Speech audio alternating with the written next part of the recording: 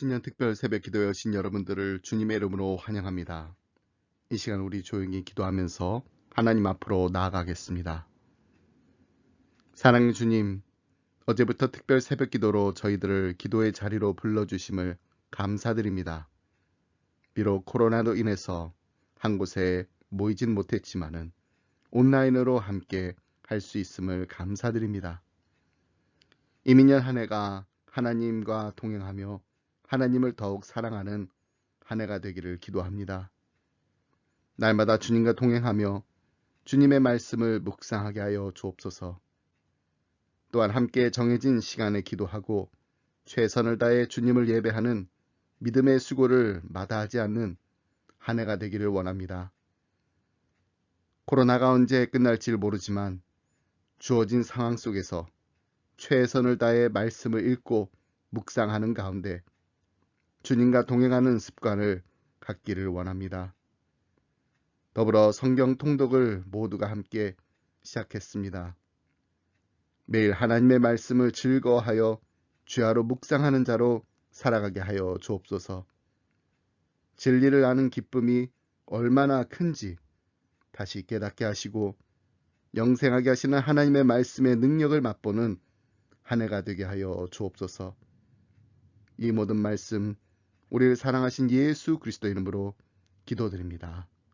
아멘.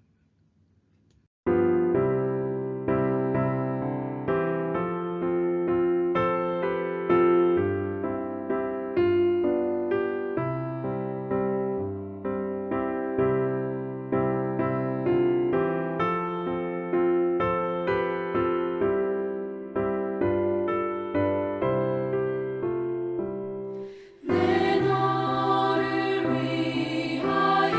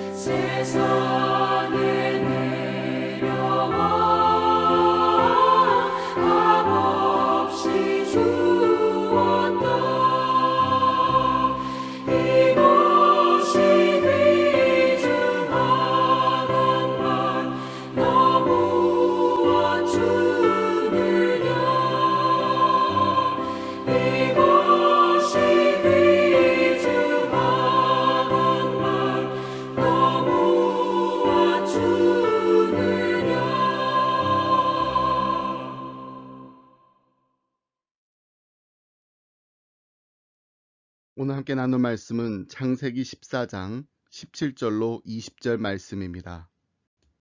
아브라함이 그돌라오멜과 그와 함께한 왕들을 쳐 부수고 돌아올 때에 소돔 왕이 사회 골짜기 곧 왕의 골짜기로 나와 그를 영접하였고 살렘 왕 멜기세덱이 떡과 포도주를 가지고 나왔으니 그는 지극히 높으신 하나님의 제사장이었더라. 그가 아브라함에게 축복하여 이르되 천지의 주제이시오 지극히 높으신 하나님이여 아브라함에게 복을 주옵소서. 너희 대적을 내 손에 붙이신 지극히 높으신 하나님을 찬송할지로다 하매 아브라함이 그 얻은 것에서 10분의 1을 멜기세덱에게 주었더라. 아멘. 믿음으로 사는 인생 네 번째 시간입니다. 오늘은 지극히 높으신 하나님 엘 엘리온이라는 제목으로 말씀을 나누도록 하겠습니다. 크리스천 유머 가운데 이런 이야기가 있습니다. 어떤 목사님이 준비되지 않은 즉석 전도 설교를 요청받게 되었습니다. 이분의 머릿속에 순간적으로 복음서에 기록된 니고데모의 이야기와 삭개오의 이야기가 동시에 떠올랐습니다. 어떤 이야기로 설교를 시작할까 주저하다가 이제 설교하실 시간이 되었습니다. 그래서 생각을 미처 정리하지도 못한 채로 마이크 앞에 선 목사님이 이렇게 말씀을 시작했다고 합니다. 예수님을 너무나 만나고 싶었던 니고데모라는 사람이 있었습니다. 니고데모는 어느 날 예수님이 그가 살고 있는 여리고 동네로 오시고 있다는 소식을 듣고 너무 기뻐서 그분의 모습을 잘 보고자 뽕나무에 올라가서 예수님 일행을 기다렸습니다. 그러자 갑자기 교회당 여기저기서 수근수근 거리는 소리가 들려옵니다. 뽕나무에 올라간 이야기는 니고데모가 아니라 삭개오의 이야기였기 때문입니다. 목사님은 비로소 자기가 실수한 것을 깨닫고 이렇게 말을 이어가셨다고 합니다. 그때 갑자기 삭개오가 거리에 나타나 니고데모에게 이렇게 소리쳤습니다. 니고데모, 너 거기서 뭐 하는 거야? 거긴 내 자리야. 빨리 내려오지 않고 뭐해? 여러분, 이런 실수는 애교 있는 실수입니다. 그리고 니고데모와 삭개오가 자리가 바뀌어도 별 큰일은 아닙니다. 하지만 우리가 저지르는 가장 큰 실수가 있다면 하나님의 자리와 우리의 자리를 혼동하는 것입니다.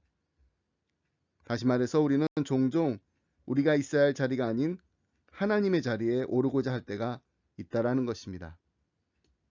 오늘 우리가 함께 읽은 본문 말씀은 믿음의 조상 아브라함이 강력한 메소포타미아의 연합군과의 전쟁에서 승리를 얻고 개선장군이 되어 고향으로 돌아오는 장면을 기록하고 있습니다. 우리는 어제 불과 300명 조금 넘는 사병으로 적을 기습 공격하여서 눈부신 승리를 얻고 포로가 되었던 조카 롯을 구출한 아브라함의 이야기에 대해 살펴보았습니다. 그런 그가 이제 당당한 모습으로 귀향하고 있는데 소돔의 왕이 나와서 그를 영접하고 있습니다. 얼마나 가슴 뿌듯한 순간이었겠습니까? 가나안 땅의 나그네였던 아브라함이 뜻밖의 신분 상승을 경험하게 된 것입니다. 누구나 이런 상황에 처하게 되면 겉으로는 드러내놓고 하지 않더라도 속으로는 우쭐하려는 마음이 생기게 되어 있습니다. 그런데 아브라함이 그렇게 하지 않았다는 것이 너무나 귀합니다. 그래도 조금은 인정받고 조금은 칭찬받고 아주 조금은 전쟁에서 승리한 것에 대한 크레딧을 받아도 되었던 아브라함이 자기가 있어야 될 자리를 알았고 그 자리를 지킬 줄 알았던 것입니다. 그래서 오늘은 하나님이 계셔야 할 자리에 절대로 서지도 앉지도 않았던 아브라함의 이야기를 여러분들과 함께 나누려고 합니다. 오늘 본문 말씀에 보면 소돔 왕 다음으로 아브라함을 기다리고 있었던 왕이 있었습니다. 바로 살렘 왕. 여기서 살렘은 예루살렘을 가리킵니다. 살렘 왕 멜기세덱이 떡과 포도주를 가지고 나왔습니다. 그는 제사장이었습니다. 그는 하나님의 축복을 전하면서 지극히 높으신 하나님을 찬송해야 한다고 말합니다. 19절로 20절 말씀 함께 보겠습니다. 그가 아브라함에게 축복하여 이르되 천지의 주제이시오 지극히 높으신 하나님이여 아브라함에게 복을 주옵소서. 너희 대적을 내 손에 붙이신 지극히 높으신 하나님을 찬송할지로다 하매 아브라함이 그 얻은 것에서 10분의 1을 멜기세덱에게 주었더라. 여기서 제사장 멜기세덱이 사용한 하나님의 이름, 지극히 높으신 하나님이 히브리어로는 엘 엘리온입니다. 엘은 하나님, 엘리온은 가장 높은이라는 뜻으로 영어로는 the most high God입니다. 그러므로 아브라함으로 하여금 전쟁에서 이기게 하신 분이 누구신가요? 그것은 바로 지극히 높으신 하나님이시란 것입니다. 여러분, 이처럼 우리가 정말 조심해야 할 때가 있다면 그것은 바로 성공한 다음입니다. 우리가 성공한 다음에는 어느 정도 자만심이 생깁니다. 그렇기 때문에 우리는 성공한 다음에 죄를 짓기가 쉽습니다. 그렇다면 어떤 죄를 짓기가 쉬울까요? 그것은 바로 우상 숭배의 죄입니다. 은혜 가운데 하나님께서 함께 하셨음에도 불구하고 모든 영광을 자신에게 돌리고 싶어하는, 자신을 높이고 싶어 하는 그런 유혹을 누구나 받을 수 있습니다. 아브라함도 그럴 수 있었지만 멜기세덱이 이 전쟁의 승리가 천지의 주제이시요 지극히 높으신 하나님이 주신 것이라고 했을 때 그는 11조로 화답했습니다. 이 11조는 멜기세덱의 고백에 대한 아브라함의 아멘이었던 것입니다. 이 전쟁에서 얻은 모든 것이 다 하나님의 것이라는 의미로 소유한 재물의 10분의 1을 제사장 멜기세덱에게 바친 것입니다. 이것이 바로 아브라함의 믿음입니다. 하나님이 하셨습니다. 하나님이 구원하셨습니다. 하나님이 승리하게 하셨습니다. 저는 하나님의 복을 받은 사람입니다. 그가 그돌라오멜 연합군과의 싸움에서 승리한 것보다 더 값진 믿음의 승리를 할 수 있었던 것은 하나님이 하나님의 자리에 계시도록 하였기 때문입니다. 지극히 높으신 하나님의 자리를 결코 넘보지 않았다는 것이 바로 우리가 믿음의 조상 아브라함으로부터 배워야 할 믿음의 삶인 것입니다. 그렇다면 우리가 하나님이 하나님의 자리에 계시도록 하기 위해 잊지 말고 꼭 기억해야 할 것이 있습니다. 그것은 바로 하나님이 우리 인생의 주인이시라는 것입니다. 여러분, 제사장 멜기세덱이 아브라함을 지극히 높으신 하나님 엘 엘리온의 이름으로 축복하면서 바로 그 전에 하나님을 천지의 주제라고 부르고 있는 것을 우리가 주목해야 합니다. 주제라는 말은 소유자, possessor로 번역되기도 하고 창조자, creator로 번역되기도 합니다. 다시 말해서 하나님은 하늘과 땅을 창조하시고 소유하시고 관리하시는 분이란 것입니다. 그렇기 때문에 우리가 믿고 의지하고 따르는 하나님은 온 하늘과 땅의 주인이시며 만물의 주인으로서 우리가 필요한 모든 것을 공급할 수 있는 축복의 주인이시란 것입니다. 하나님이 어떤 분이신가? 많은 종교 철학자들이 이에 대해 연구하며 책도 쓰고 강의도 합니다. 그 가운데 데이즘이라고 이신론이라는 것이 있습니다. 이신론자들은 하나님의 창조를 인정합니다. 하지만 하나님의 섭리를 인정하지는 않습니다. 우주는 신에 의해 창조되었지만 창조 이후 하나님은 더 이상 우주의 운행에 간섭하지 않으신다라는 것입니다. 이들은 그저 우주는 정해놓은 법칙에 따라 운행될 따름이라고 주장합니다. 여러분, 이런 이신론자들이 믿는 하나님은요, 마치 아기를 낳고 아기의 행운을 빌면서 아기의 곁을 떠나가버린 어머니 같은 신입니다.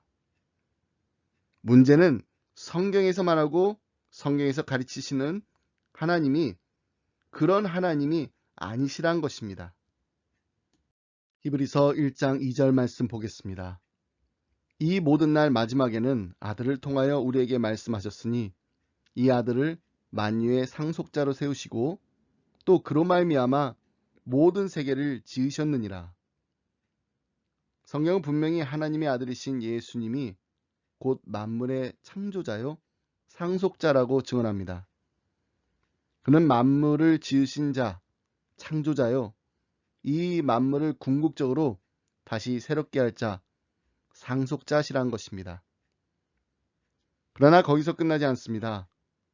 바로 다음에 나오는 3절 말씀을 함께 보겠습니다. 이는 하나님의 영광의 광채시요 그 본체의 형상이시라. 그의 능력의 말씀으로 만물을 붙드시며 죄를 정결하게 하는 일을 하시고 높은 곳에 계신 지극히 크신 이의 우편에 앉으셨느니라.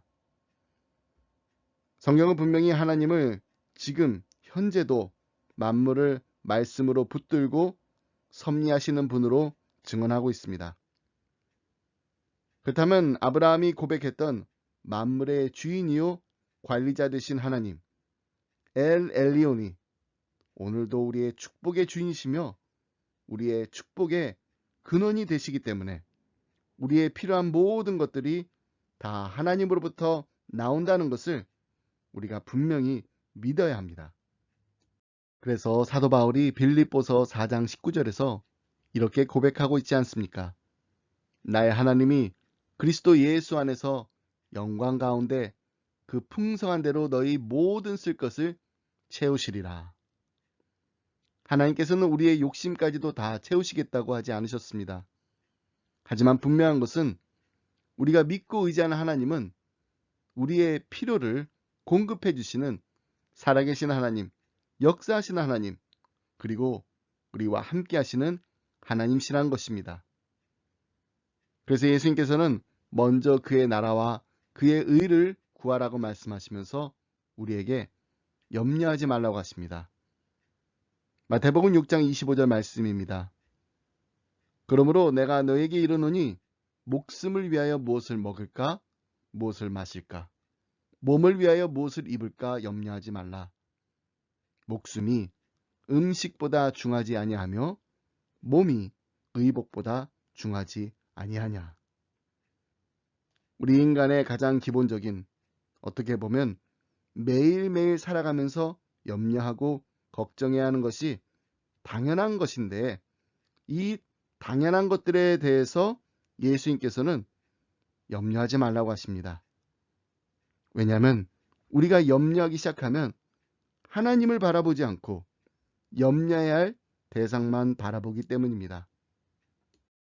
여기서 예수님께서 염려하지 말라고 하시면서 사용하신 염려라는 단어의 헬라어 원어에는 습관적으로 반복해서 염려하고 근심한다라는 의미가 담겨져 있습니다.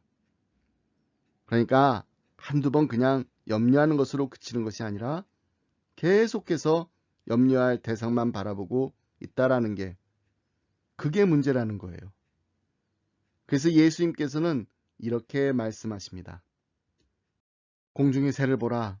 심지도 않고 거두지도 않고 창고에 모아 들이지도 아니하되 너희 하늘 아버지께서 기르시나니 너희는 이것들보다 귀하지 아니하냐. 또 너희가 어찌 의복을 위하여 염려하느냐. 들의 백합화가 어떻게 자라는가 생각하여 보라.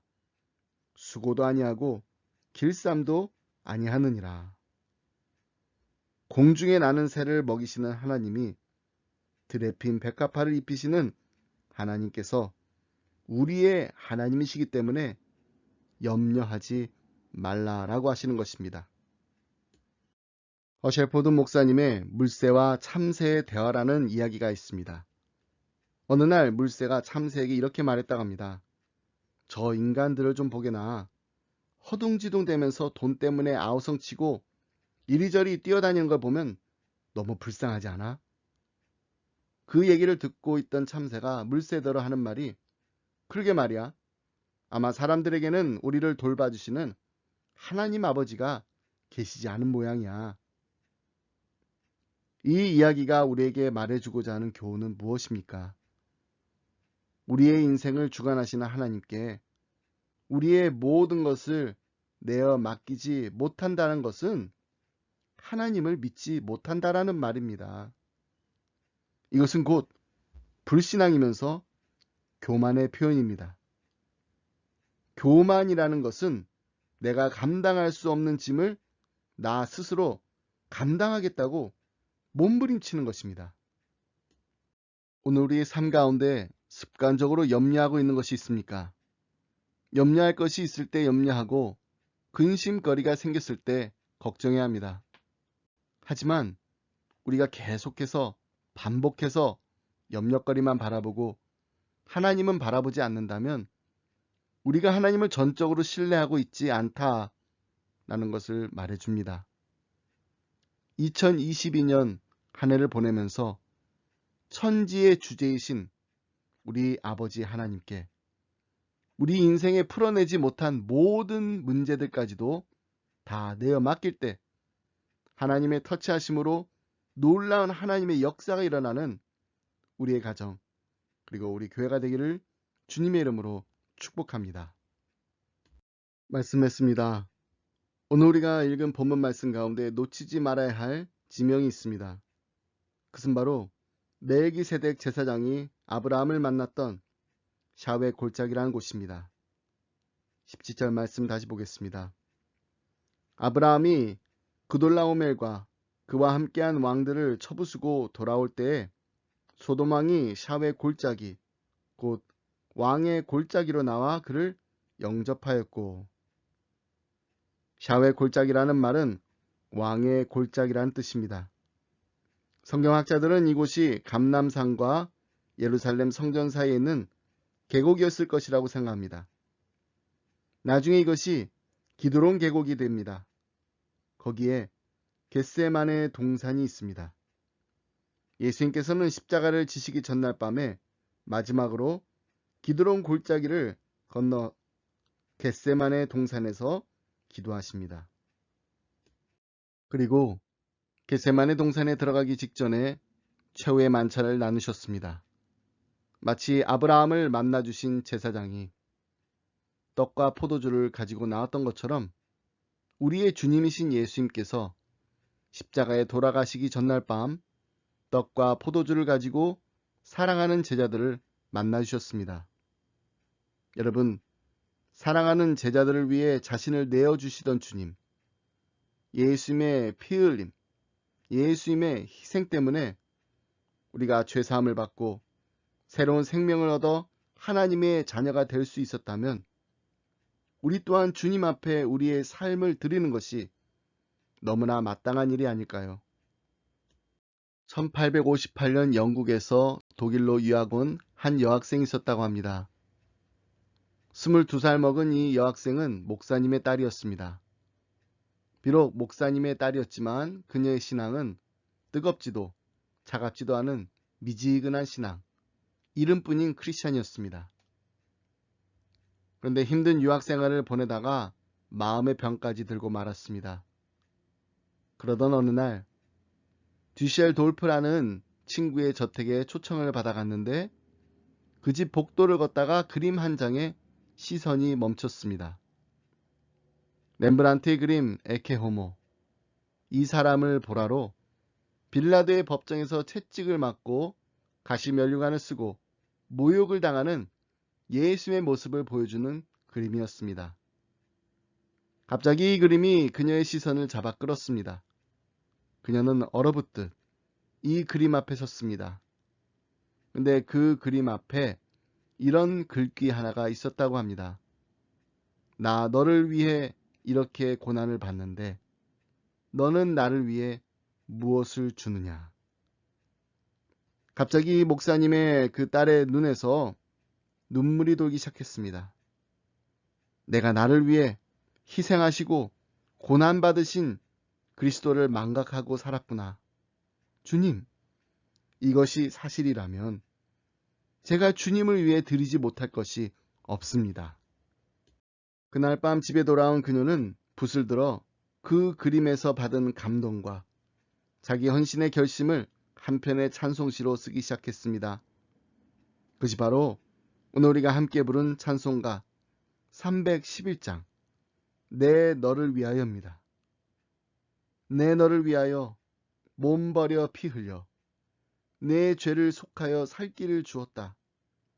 너 위해 몸을 주건만 날 무엇 주느냐. 널 위해 몸을 주건만 날 무엇 주느냐. 하나님께서는 온 우주 만물을 창조하시고 하나님의 섭리대로 주관하시고 다스리실 뿐만 아니라 우리를 사랑하신다라는 말씀만 하시지 않고 하나밖에 없는 독생자 예수 그리스도를 이 땅에 보내셔서 십자가에 못 박혀 돌아가게 하실 만큼 우리를 사랑하십니다. 그렇다면 우리는 주님 앞에 무엇을 드릴 수 있을까요? 아브라함이 멜기세덱에게 자신의 소유한 10분의 1을 바침으로 자신이 전쟁에서 얻은 모든 것이 다 하나님의 것이라는 고백을 했던 것처럼 우리도 우리의 매일매일의 삶을 하나님 앞에 기쁨으로 드림으로써 우리의 인생이 다 하나님의 것이라는 아름다운 고백을 삶으로 드리는 2022년 한 해가 되시길 주님의 이름으로 축복합니다. 이 시간 우리 함께 합심하여 기도하기 원합니다. 날마다 십자가의 은혜에 감사하며 우리의 모든 염려를 다 주님 앞에 내어 맡길 뿐만 아니라 우리의 마음과 우리의 몸과 우리의 모든 것을 다 주님께 드리는 기쁨이 넘치는 우리의 교회와 가정이 되게 하여 주시옵소서. 이 시간 우리 합심하여서 기도하겠습니다. 기도하시겠습니다.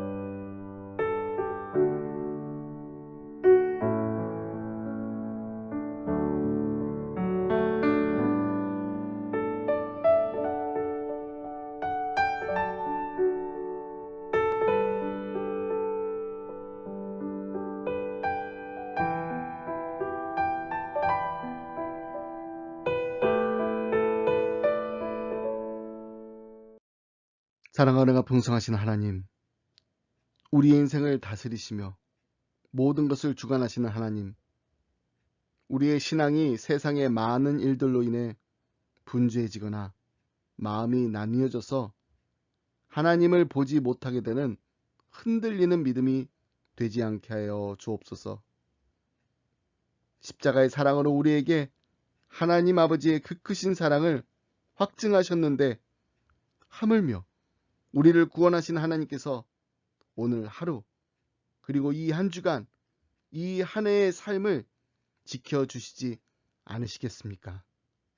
하나님, 하나님만 바라보게 하시며 오늘 하루도 주님과의 아름다운 동행이 있는 염려가 없는 하루가 아니라 우리의 모든 염려를 다 주님 앞에 내어 맡기는 믿음의 행진을 할 수 있도록 도와주시옵소서. 하나님 앞에 우리의 삶을 온전히 내어 맡길 뿐만 아니라 우리의 마음과 우리의 생각과 우리의 뜻과 우리의 시간과 우리의 달란트와 우리가 가지고 있는 모든 것을 기쁨으로 드리는 아름다운 드림이 있는 우리의 가정 그리고 우리 기쁨의 교회가 되게 하여 주옵소서.